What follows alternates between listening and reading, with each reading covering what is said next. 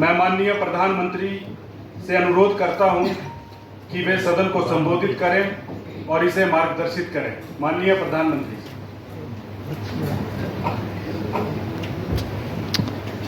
नहीं जाना जाता है। हाँ, आज से 50 साल पूर्व इसी दिन एक युवा और आशावान देश की प्रगति पर अभूतपूर्व रूप से आपातकाल थोपे जाने से उसके भविष्य पर अंधकार छा गया था।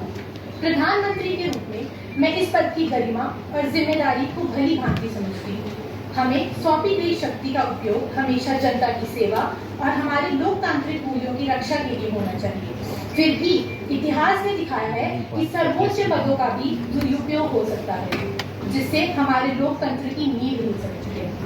जिन्हें उस समय चुप करा दिया गया, उनकी स्वतंत्रता छीन ली गई और उस लोकतांत्रिक भावना के सम्मान में जिसे 1975 के कुख्यात आपातकाल के दौरान कठिन परीक्षा से गुजरना पड़ा।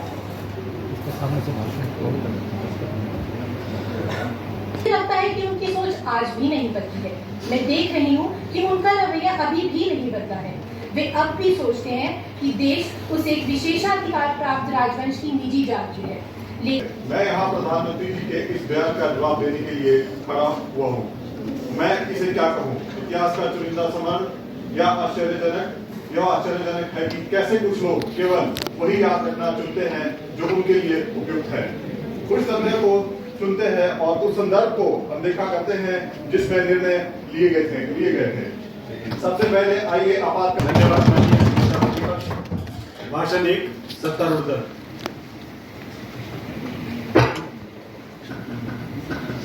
माननीय अध्यक्ष, सबसे पहले आपको मेरा नमस्कार। जब मैं विपक्ष के नेता का भाषण सुनती जिसमें वे आपातकाल का इतने अधिकार और असंवेदनशील के साथ बचाव कर रहे थे, तो मुझे विंस्टन चर्चिल की वे बंगाल अकाल पर दी गई टिप्पणियां, जब उन्होंने लोगों के दुख को यह कहकर खारिज कर दिया कि ये उनकी अपनी गलती है जो खरगोशों की तरह बच्चे पैदा करते हैं। दोनों ही मामलों में जनता पर दोष डालने की कह प्रति क्षमा करें, यह कहने के अहंकार और मानव गरिमा के प्रति गहरी उपेक्षा ये दावा करना कि बार बार चुनावी जीत से संवैधानिक अधिकारों को कुचलने को उचित ठहराती है, लोकतंत्र के मूल तत्व की अनदेखी करना है। 1975 में माननीय न्यायालय का आदेश स्पष्ट था, कोई भी जनादेश और प्रभावी रूप से इंदिरा गांधी को पद से हटाना, चाहे वे कितना भी बड़ा क्यों ना हो, किसी भी नेता को वह करने का अधिकार नहीं देता जो इंदिरा गांधी ने आपातकाल के दौरान किया था। उनके विपरीत जिन्होंने अतीत में असहमति की आवाजों को दबाने का रास्ता चुना। अध्यक्ष जी, आइए हम 1971 के आम चुनाव को याद करें, जब श्रीमती गांधी और कांग्रेस को एक उल्लेखनीय जनादेश प्राप्त हुआ था। 352 सीटें, जितना निस्संदेह एक सराहनीय उपलब्धि थी। लेकिन क्या वही वाकई एक ईमानदार जीत थी? इसका उत्तर है नहीं। और ये मैं नहीं कह रही, बल्कि ये तो माननीय इलाहाबाद उच्च न्यायालय का ऐतिहासिक राजनारायण केस में दिया गया निर्णय था, जिसमें श्रीमती गांधी को चुनावी भ्रष्टाचार और अनियमितताओं का दोषी पाया गया। राजपत्रित अधिकारों को जो उस भाषण 2 सत्तारूढ़ दल।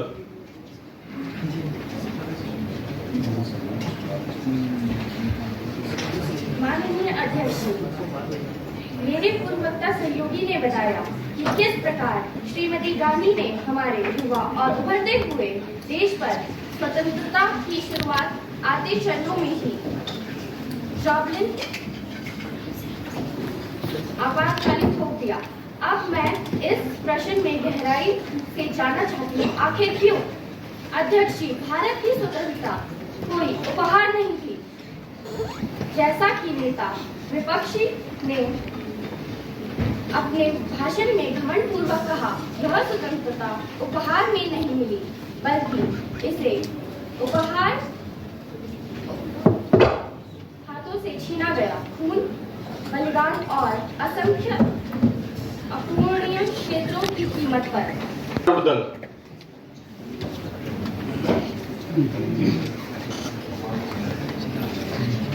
माननीय अध्यक्ष महोदय,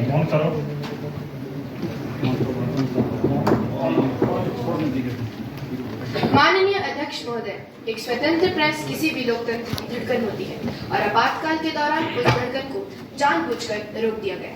जैसे हम अपने संवैधानिक इतिहास के सबसे अंधेरे अध्याय पर चल रही इस महत्वपूर्ण चर्चा को आगे बढ़ा रहे हैं, मैं आज इस सदन में खड़ी होकर आपातकाल के दौरान प्रेस की स्वतंत्रता के योजनाबद्ध विध्वंस पर अपनी बात रखना चाहती हूँ।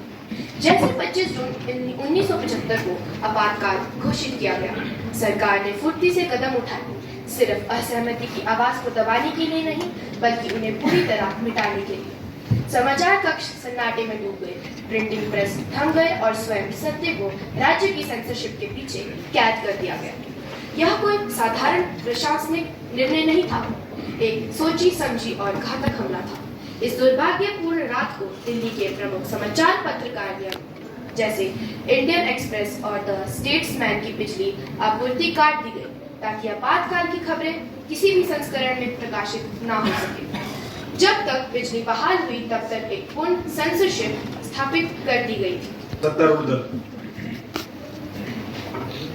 माननीय अध्यक्ष, लोकतंत्र एक ही क्षण में समाप्त नहीं होता, इसे मंद कर दिया जाता है, एक समय में एक ब्लैकआउट होता है। आपातकाल पर चल रही इस महत्वपूर्ण चर्चा को आगे बढ़ाते हुए आज मैं इस सदन का ध्यान एक कम चर्चित लेकिन अत्यंत भयावह रणनीति की ओर आकर्षित करना चाहता हूँ।